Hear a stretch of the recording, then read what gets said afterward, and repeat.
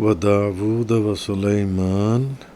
إذ يحكمان في الحرث إذ نفشت فيه غنم القوم وكنا لحكمهم شاهدين۔ اب اس آیت سے حضرت داؤد اور حضرت سلیمان علیہ السلام کا ذکر شروع ہو رہا ہے۔ تو اس آیت کی تفسیر آج اس آیت کی تفسیر میں سب سے پہلے حضرت داؤد اور حضرت سلیمان علیہ السلام کا ایک مختصر تعارف بیان کرنے کے بعد انشاءاللہ اس آیت کی تفسیر کے دوسرے حصے میں ہم اس فیصلے کا ذکر کریں گے جس کا اس آیت میں ذکر کیا گیا ہے۔ و داؤد و سلیمان، اور داؤد اور سلیمان کو یاد کیجئے جب وہ ایک کھیت کا فیصلہ کر رہے تھے۔ اذ یحکمان فی الحرث اذ نفشت فیہ غنم القوم، جب کچھ لوگوں کی بکریوں نے رات میں اس کھیت کو چر لیا تھا۔ وَكُنَّا لِحُكْمِهِمْ شَاهِدِينَ، اور ہم ان کے فیصلے کو دیکھ رہے تھے۔ تو انشاءاللہ اس فیصلے کا ذکر اسی آیت کی تفسیر کے دوسرے حصے میں ہم کریں گے۔ ابھی ہم حضرت داؤد علیہ السلام اور حضرت سلیمان علیہ السلام کا جہاں سے یہ آیت شروع ہو رہی ہے ان کا مختصر تعارف کہ وہب بن منبع نے کہا کہ حضرت داؤد علیہ السلام کا قد چھوٹا تھا، آنکھیں نیلی تھیں، بال کم تھے، اور وہ بہت پاکیزہ شخص تھے۔ جب انہوں نے جالوت کو قتل کر دیا تو بنی اسرائیل ان سے محبت کرنے لگے اور ان کو اپنا بادشاہ بنا لیا، حضرت داؤد علیہ السلام کو۔ تو حضرت داؤد علیہ السلام میں اللہ تعالیٰ نے نبوت اور بادشاہت کو جمع کر دیا تھا۔ حضرت داؤد علیہ السلام کی فضیلت میں ایک حدیث حضرت عبداللہ بن عمرو بن عاص رضی اللہ تعالی عنہما آپ بیان کرتے ہیں کہ رسول اللہ صلی اللہ علیہ وسلم نے مجھ سے فرمایا کہ اللہ تعالیٰ کے سب سے زیادہ پسندیدہ روزے حضرت داؤد علیہ السلام کی ہیں،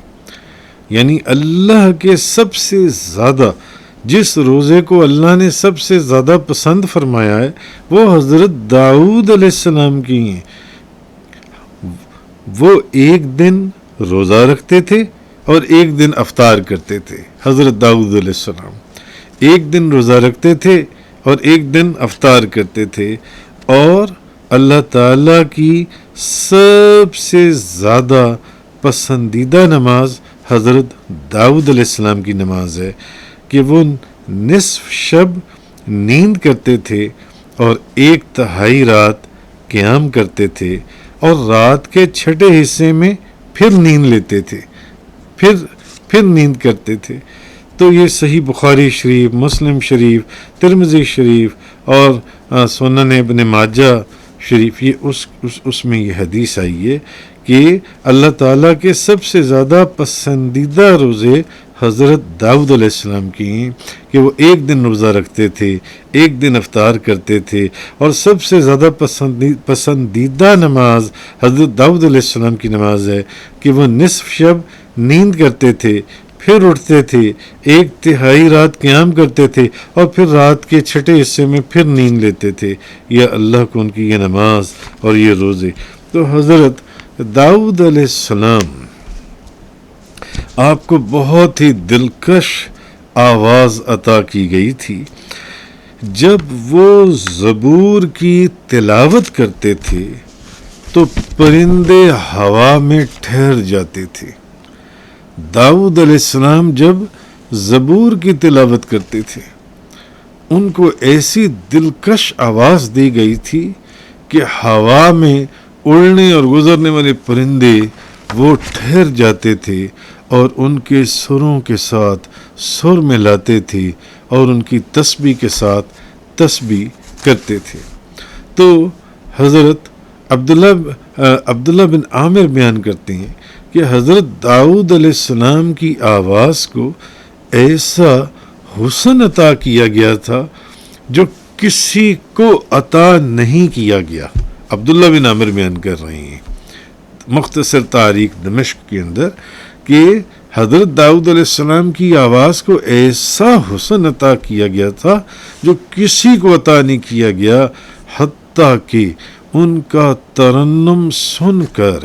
پرندے ان کے پاس آ کر بیٹھ جاتے اور یوں ہی بیٹھے بیٹھے بھوکے پیاسے مر جاتے۔ جب وہ حضرت داؤد علیہ السلام کی آواز کو سنتے تھے تو ان پرندوں کے اوپر ان کی آواز کا یہ اثر ہوتا تھا کہ بس پھر وہ اس کے بعد گم سم بیٹھے بیٹھے بھوکے پیاسے مر جاتے تھے اور ان کے پاس آ کر بیٹھتے تھے، یہاں تک کہ چلتے ہوئے دریا رک جاتے تھے۔ چلتا ہوا دریا چلتے چلتے جب ان کی آواز پہنچتی تھی تو دریا رک جاتا تھا۔ تو بہرحال کہنے کا مقصد یہ ہے کہ ایسی آوازیں، ایسی خوبصورت آواز وہ دی گئی ہے۔ تفسیر ابن کثیر کے اندر ہے، حضرت ابو موسیٰ اشعری رضی اللہ تعالی عنہ فرماتی ہیں کہ مجھے اللہ کے رسول نے فرمایا، نبی کریم صلی اللہ علیہ وسلم نے، کاش تم مجھے گزشتہ رات اس وقت دیکھتے جب میں تمہاری قرات سن رہا تھا۔ نبی پاک صلی اللہ علیہ وسلم نے حضرت ابو موسیٰ اشعری کو فرمایا کہ کاش تم کل رات اس وقت مجھے دیکھ لیتے جب میں تمہاری قرات سن رہا تھا۔ بے شک تمہیں آل داؤد کی بانسریوں میں سے ایک بانسری دی گئی ہے۔ حضرت ابو موسیٰ اشعری فرمانے لگے نبی پاک صلی اللہ علیہ وسلم کو کہ اگر مجھے معلوم ہوتا کہ آپ سن رہے ہیں یا رسول اللہ، یعنی کہ یا رسول اللہ اگر مجھے یہ پتا ہوتا کہ آپ میری آواز، میری قرات سن رہے ہیں تو میں اور خوبصورت، میں اور مزین کر کے پڑھتا، یعنی ابھی تو مجھے پتہ ہی نہیں تھا کہ آپ مجھے سن رہے ہیں تو میں اور خوبصورت کر کے اس کو پڑھتا۔ تو یہاں سے ہمیں ایک بات پتہ چلی کہ نبی پاک صلی اللہ علیہ وسلم کو دکھانے کے لیے اور نبی پاک صلی اللہ علیہ وسلم کو سنانے کے لیے اگر کوئی اپنے اعمال کو مزین کرتا ہے تو وہ ریاکاری نہیں ہے اور وہ گناہ نہیں ہے، کیونکہ آپ کی خوشی اللہ ہی کی خوشی ہے۔ نبی کریم صلی اللہ علیہ وسلم آپ کو جن سے تو بہرحال حضرت داؤد علیہ السلام کے ساتھ حضرت سلیمان علیہ السلام کا اس آیت کے شروع کے اندر ذکر آیا تو حضرت ابو ہریرہ رضی اللہ تعالی عنہ بیان کرتے ہیں کہ انہوں نے رسول اللہ صلی اللہ علیہ وسلم کو یہ فرماتے ہوئے سنا کہ انبیاء سابقین میں سے ایک نبی لوگوں کو لے کر بارش کی دعا کرنے کے لیے گئے، ایک نبی لوگوں کو لے کر بارش کی دعا کرنے گئے۔ اس وقت ایک چیونٹی بھی اپنی ٹانگوں کو آسمان کی طرف کیے ہوئے کھڑی تھی۔ اس نبی نے کہا واپس چلو، تمہاری دعا اس چیونٹی کی وجہ سے قبول ہو گئی۔ تو حضرت سلیمان علیہ السلام کی بے شمار فضائل ہیں، جو حضرت سلیمان علیہ السلام کی جو زیادہ فضائل ہیں وہ سورہ سبا اور سورہ نمل کے اندر وہاں انشاءاللہ ان کا ذکر ہوگا حضرت سلیمان علیہ السلام کی۔ تو یہاں مختصر کیونکہ جن دو بزرگ ہستیوں اور نبیوں کے نام سے اس آیت کا ذکر ہوا تو ان کا مختصر ایک تعارف کروانا ضروری تھا۔ اس کے بعد کل ہم اس آیت کی تفسیر کے دوسرے حصے میں اس فیصلے کا ذکر کریں گے جو اس کھیت کے سلسلے میں ایک فیصلہ کیا گیا تھا۔ تو حضرت عبداللہ بن عباس فرماتے ہیں، حضرت عبداللہ بن عباس رضی اللہ تعالیٰ عنہما کہ حضرت سلیمان علیہ السلام کو علم، مال اور بادشاہی میں سے ایک چیز کا اختیار دیا گیا تھا۔ تو حضرت سلیمان علیہ السلام نے علم کو اختیار فرمایا تو انہیں علم کے ساتھ ساتھ مال اور بادشاہی بھی عطا کر دی گئی، یعنی ان کو اختیار دیا گیا تھا اللہ کی طرف سے کہ آپ ان 3 چیزوں میں سے ایک چیز کو چن لیں جو ان سے، ایک چیز کو، علم کو چن لیں، یا مال کو چن لیں، یا بادشاہی کو چن لیں۔ تو حضرت سلیمان علیہ السلام نے علم کو چنا، تو انہیں علم کے ساتھ ساتھ مال اور بادشاہی بھی عطا کر دی گئی۔ معلوم ہوا کہ دین کے علم کی برکت سے بندے کو دنیا میں عزت بھی مل جاتی ہے، دولت بھی مل جاتا ہے، اور منصب بھی مل جاتا ہے، یہاں تک کہ بادشاہت اور حکومت تک مل جاتی ہے۔ لہٰذا اس وجہ سے دین کا علم حاصل نہ کرنا اور اپنی اولاد کو دین کا علم نہ سکھانا کہ یہ علم سیکھ کر ہم یا ہماری اولاد دنیا کی دولت اور دنیا کا چین و سکون حاصل نہیں کر سکیں گے، یہ اصل میں نقصان ہے، اور یہ انتہائی محرومی کی بات ہے۔ بہرحال حضرت سلیمان علیہ السلام حضرت سلیمان علیہ السلام کی حکومت نہ صرف انسانوں پر تھی بلکہ جنوں پر تھی، بلکہ ہواؤں کے اوپر تھی، کہ فرمایا گیا کہ ہم نے تیز ہوا کو حضرت سلیمان علیہ السلام کے تابع کر دیا۔ یہ حضرت سلیمان علیہ السلام کے حکم سے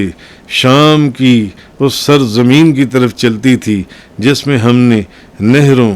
درختوں اور پھلوں کی کثرت سے برکت رکھی تھی، اور ہم ہر چیز کو جاننے والے ہیں۔ تو بہرحال حضرت سلیمان علیہ السلام کی حکومت جنوں پر بھی تھی، انسانوں پر بھی تھی، اور ہواؤں کے اوپر بھی تھی، پرندوں کے اوپر بھی تھی۔ تو حضرت سلیمان علیہ السلام جو ان سے کہ پرندے وہ آپ کے اوپر سایہ کرتے تھے، اور اس طریقے سے انشاءاللہ سورہ سبا اور سورہ نمل کے اندر آپ کا تفصیل سے ذکر آئے گا۔ آج اس آیت کے شروع میں چونکہ حضرت داؤد اور حضرت سلیمان علیہ السلام سے اس کا آغاز ہوا، تو ان کا ایک مختصر تعارف کروانا ضروری تھا۔ وآخر دعوانا الحمدللہ رب العالمین۔ تفسیر قرآن کا یہ لیکچر انگلش میں سننے کے لیے براہ کرم ڈسکرپشن میں موجود لنک پر کلک کریں۔